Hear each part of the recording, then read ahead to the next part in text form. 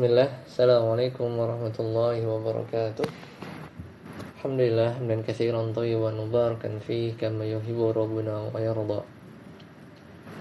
Asyhadu an la ilaha illallah wahdahu la syarika lah wa asyhadu anna Muhammadan abduhu wa rasuluh. Allahumma shalli ala Muhammad wa ala ali Muhammad. Alhamdulillah, sahabat Quran sekalian, kita kembali memulai perjalanan tadabbur tafsir pada surat yang kita lanjutkan dari sesi sebelumnya. Kita sudah selesai di surat Al-Mujadilah, maka sekarang kita masuk di surat Al-Hasyr, atau surat yang disebut oleh Abdullah bin Abbas radhiyallahu anhuma sebagai surat Bani Nadhir. Ya, kenapa? Karena surat ini adalah rekaman sejarah ya tentang bagaimana Allah memenangkan Rasulullah SAW tanpa peperangan besar ya, melainkan dengan kekuatan nama dan sifat Allah Subhanahu wa taala. Kita mulai. Allah taala berfirman, A'udzu billahi minasyaitonir rajim. Sabbaha lillahi ma fis samawati wa ma fil ard wa huwal azizul hakim. Telah bertasbih kepada Allah apa yang ada di langit wa ma fil ard, dan apa yang ada di bumi. Wa huwal azizul hakim, dan dialah yang maha perkasa lagi maha bijaksana. Sabbaha ini menggunakan fi'il madhi. Kata Imam Ibnu Ashur dalam At-Tahrir wa Tanwir, ini adalah bentuk syukur ya, atas nikmat kemenangan atas Bani Nadhir yang telah terjadi ya.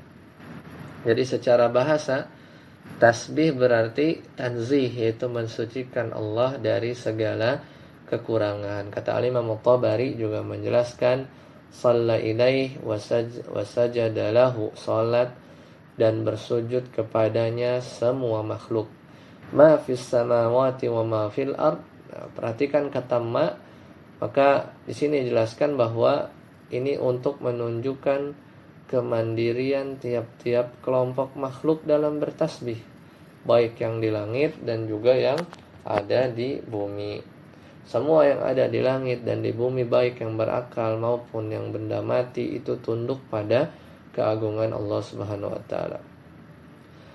Wa huwal azizul hakim. Al-Aziz, kata Al-Khattabi dan Syekh Siddiq Hasan Khan menjelaskan bahwa Al-Aziz adalah dialah yang tidak terkalahkan, yang kemuliaannya itu mutlak. Nah, dalam konteks ini Al-Imam At-Tabari menekankan bahwa Al-Aziz itu Al-Aziz dalam pembalasannya terhadap musuh-musuh Allah.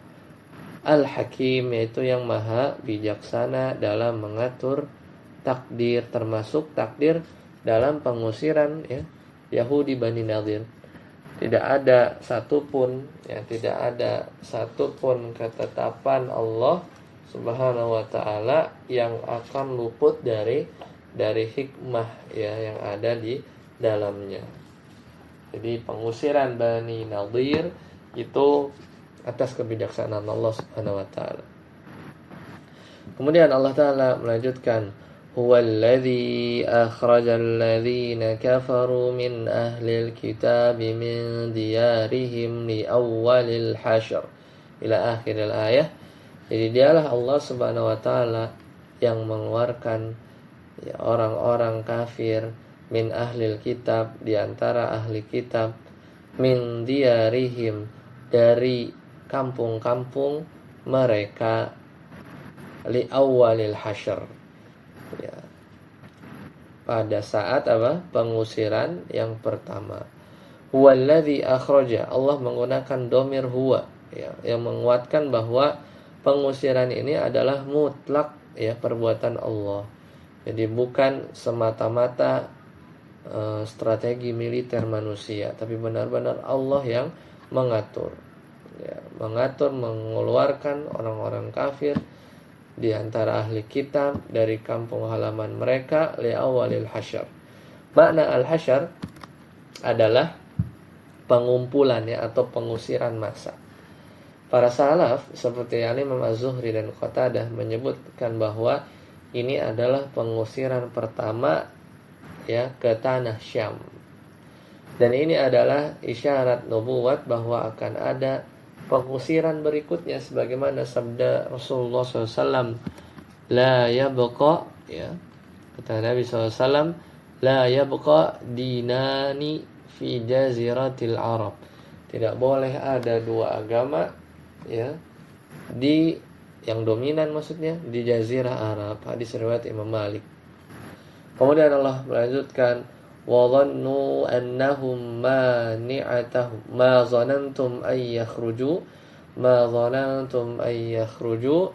Allah menegur prasangka kaum mukmin yang saat itu melihat benteng Bani Nadir begitu kuat, seolah mustahil mereka akan dikeluarkan. Dan ini pengingat bahwa realitas yang ada seringkali ya melampaui logika manusia. Jika Allah sudah berkehendak, maka Allah bilang, ma zanantum ay yakhruju, kamu tidak menyangka bahwa mereka akan keluar. Ma zanantum ay yakhruju ya, seperti itu. Jadi kamu tidak menyangka bahwa ya mereka akan keluar. Wa dhannu annahum mani'atuhum husunuhum minallah. Maka mani'atuhum wa dhannu, dan mereka juga ya, dan mereka juga yakin ya bahwa benteng-benteng mereka dapat mempertahankan mereka dari siksa Allah. Susunan bahasa mani'atuhum husunuhum menurut Al-Imam Al-Alusi menunjukkan betapa Bani Nadir itu sangat percaya diri dan bergantung total pada benteng-benteng mereka yang kuat. Mereka lupa pada musabbibul asbab, yaitu pencipta sebab-sebab. Benteng-benteng itu tidak akan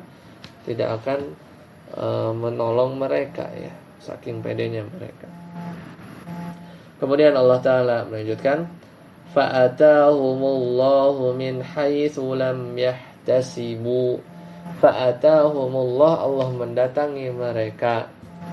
Dan ini dalam akidah salaf As-Sari menetapkan sifat al-ityan, itu datang. Fa'atahumullah, Allah, kita menetapkan sifat al-ityan, datang bagi Allah sesuai dengan keagungannya, tanpa tahrif ya, merubah makna, tanpa ta'til, meniadakan, tanpa takyif, menanyakan bagaimananya,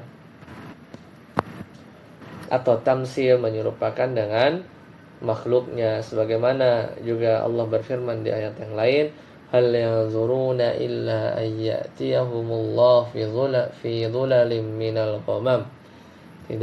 Tiada yang mereka nantikan melainkan datangnya Allah dalam naungan awan.